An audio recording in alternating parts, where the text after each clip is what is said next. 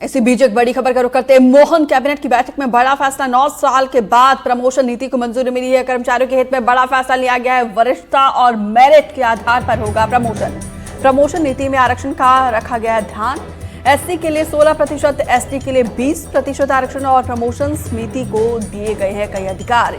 सभी खाली पदों पर प्रमोशन किए जाएंगे। 2 लाख अतिरिक्त पदों पर होगी भर्ती। बड़ी जानकारी यहां पर देखिए। मोहन कैबिनेट की बैठक में ये बड़ा फैसला लिया गया है। 9 सालों के बाद प्रमोशन नीति को मंजूरी मिली है। कर्मचारियों के हित में ये बड़ा फैसला लिया है। अजय ज्यादा जानकारी के साथ जुड़े हैं। अजय, आप सुबह ही जानकारी दे रहे थे कि आज प्रमोशन नीति को लेकर मंजूरी मिल सकती है, मिल गई है 9 सालों के बाद। अब मेरिट का आधार क्या रहने वाला है, क्या क्राइटेरिया रहने वाला है?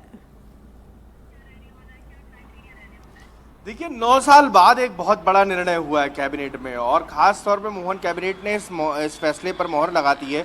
जिस तरीके से ये प्रमोशन का मामला उलझा हुआ था, उसके लिए ना सिर्फ सरकार के सामने कई पेचीदगियाँ थी, बल्कि कई परेशानी और दिक्कत भी थी। सरकार के सामने संकट ये था कि इतनी लंबे अरसे से पॉलिसी मैटर अटका क्यों हुआ है, और इस पूरे मैटर को लेकर सरकार में अलग अलग स्तर पे जो है मंथन का जोर हुआ था।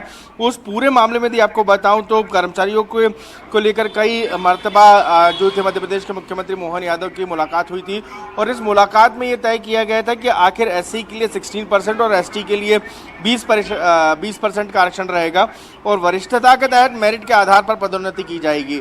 ये अभी तक इस तरीके की परिस्थितियां लगातार बन रही थी, बैठ के चल रही थी। बड़े अधिकारी कर्मचारी संगठनों से लेके जो अधिकारियों के एसोसिएशन है वो लगातार मुख्यमंत्री से मांग कर रहे थे।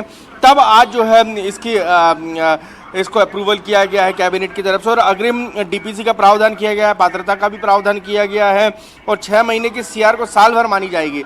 मतलब जो 6 महीने की सीआर रहेगी उसको साल भर का सीआर माना जाएगा। तो ऐसे कई महत्वपूर्ण फैसले हैं सरकार की तरफ से जो इस कैबिनेट की बैठक में लिए गए हैं। इसके अलावा यदि आपको बताऊं कि प्रतिनियुक्ति के खाली पदों को सरकार भरने का जो प्रमोशन की बात कर रही है, और 2 लाख से रिक्त पदों को सृजित करने की बात सरकार की तरफ से की गई है। आंगनबाड़ियों को 2.0 के तहत 460 नवीन आंगनबाड़ी हैं उनकी स्थापना को लेकर बात कही गई है। पिछले कई अरसे से लंबित मामला। इसके अलावा जो सबसे महत्वपूर्ण बात है कि भोपाल मेट्रो को लेकर है। भोपाल में सितंबर और अक्टूबर में जो है मेट्रो की शुभारंभ करने की बात कही गई है।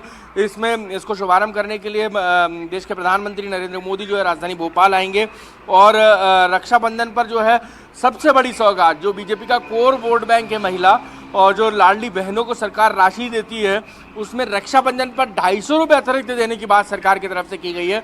मतलब साफ है कि इस बार रक्षाबंधन के जो पहले जो है लाडली बहनों की बल्ले बल्ले होने वाली है, और उनको सरकार जो है तकरीबन 250 रुपये अतिरिक्त देने वाली है।